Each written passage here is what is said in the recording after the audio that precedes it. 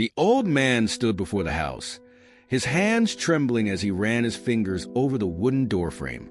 His eyes welled up, but not with regret, rather with a profound realization. The grand house before him was a masterpiece, but it was not just any house. It was his last project. A younger man stood beside him, watching intently. "You built this?" he asked in awe. The carpenter nodded. "Yes, but it wasn't supposed to be my best work." Confused, the young man pressed further. "What do you mean?" Taking a deep breath, the carpenter began to narrate the story of how he had arrived at this moment of realization. The carpenter, named Elias, had dedicated his entire life to his craft. He had built homes for countless families, pouring his heart and soul into every project. But after decades of hard work, he felt exhausted.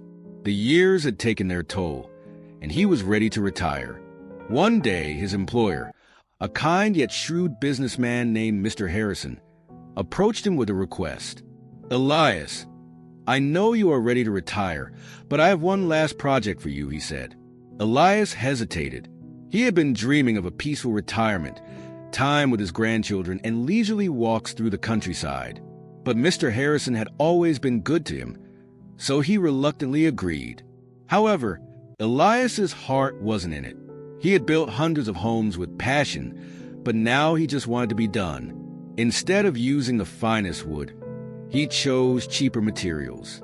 Instead of double-checking every detail, he rushed through the construction. What did it matter?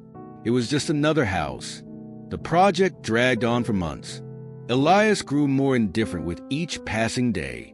The walls went up, the roof was placed, but there was no love in his work. He cut corners where he could, telling himself that it wouldn't make a difference. Elias's friends and colleagues noticed a change in his work. "Elias, this isn't like you," his apprentice Thomas commented one day. Elias brushed him off. "It's my last project. What does it matter?" But Thomas had always admired Elias's craftsmanship.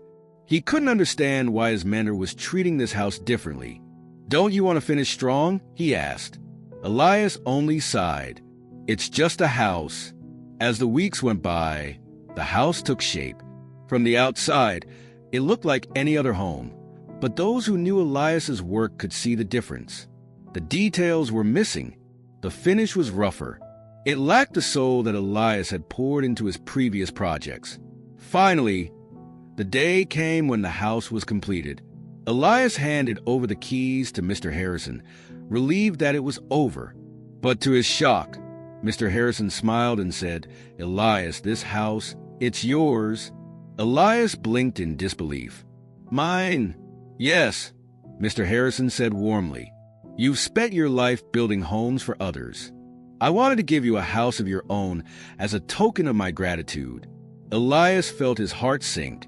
The realization hit him like a wave. He had built his own home carelessly. Elias stared at the house. All the shortcuts, the rushed work, the lack of effort, it was all there in the place that was now his home. He felt a deep pang of regret. If he had known, he would have done things differently. Thomas, who had watched the entire exchange, placed a hand on Elias's shoulder. "Every project we work on is a reflection of ourselves," he said softly.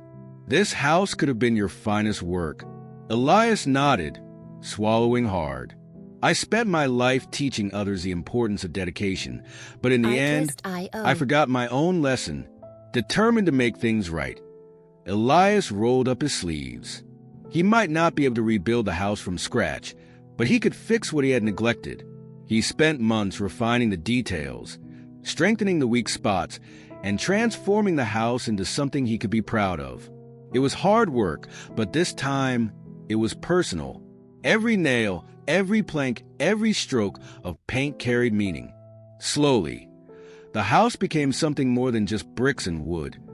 It became a symbol of Elias's journey. Finally, after months of labor, Elias stood before his house once more. This time he felt pride, not in the grandeur of the home, but in the effort and love he had restored to it. Mr. Harrison visited and was astonished. "Elias, "I've never seen you work so hard," he remarked. Elias smiled. "Because now I understand something I had forgotten." He turned to Thomas, who had been by his side through the transformation.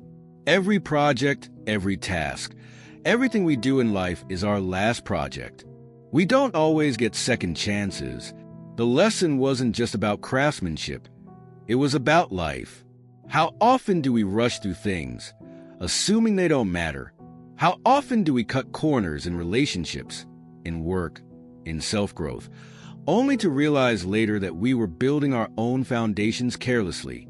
As the sun set, Elias invited Thomas inside.